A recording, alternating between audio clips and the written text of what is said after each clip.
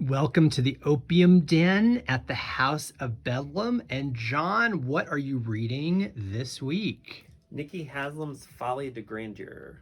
Aha! And who is Nikki Haslam? Nikki Haslam is an interior designer based in London. He's kind of a rock star persona. Yes, he's done homes for rock stars, Mick Jagger among others. I think Rod Stewart. Yes, Andrew Lloyd Webber.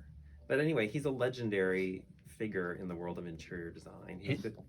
He's been practicing since the 60s. And tell me about this book. This book is about his country house, I should say his former country house, because they auctioned everything off last fall.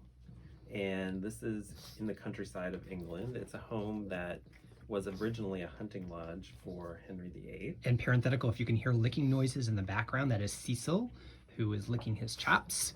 And it was a Tudor-style country lodge that dates to Tudor times. Yeah, Tudor times, and it's an amazing building. And what is it that you love about this book? Well, this is a very one of my favorite homes, I think, in England, and it's part of the National Trust, I believe. So while Nikki didn't personally own it, he leased it, and it's something that has been a big inspiration for us. And it was also previously owned before Nikki Haslam by John Fowler. John Fowler, the famous interior designer of Colfax and Fowler. It's this incredible pink brick building with a beautiful, crazy facade. And we have and gorgeous interiors, and it's situated on a lake, again in Hampshire. And just the way he's decorated it, it's a very, very tiny house. Ultimately, the rooms are very small, but all of that use of pattern and color. Lots of chintz. It's very personal, and that's really what a home should be. Gorgeous gardens as well. Very much it's called Folly de Grandeur, and it's very much a folly. We think that every home should have a folly-like quality to it. And I'll show you one of my favorite spaces in the home.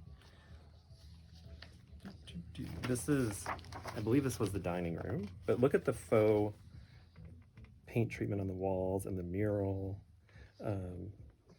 Gorgeous.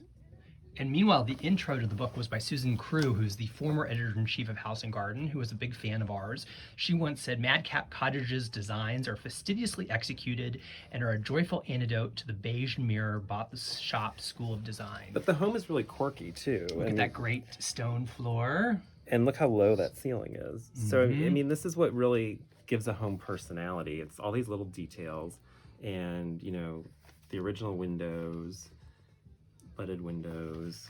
You can't... Just such a whimsy and fun to it. And again, there's that beautiful alley leading to the facade. Again, a Tudor period home in Hampshire. So I hope someone good has the home now, because it is really a special place, and it'd be great to see how it has turned out with a new owner. So if you haven't bought the book, jump over to your favorite bookstore and buy Nikki Haslam's Folly de Grandeur. That's our book of the week. Thank you, John.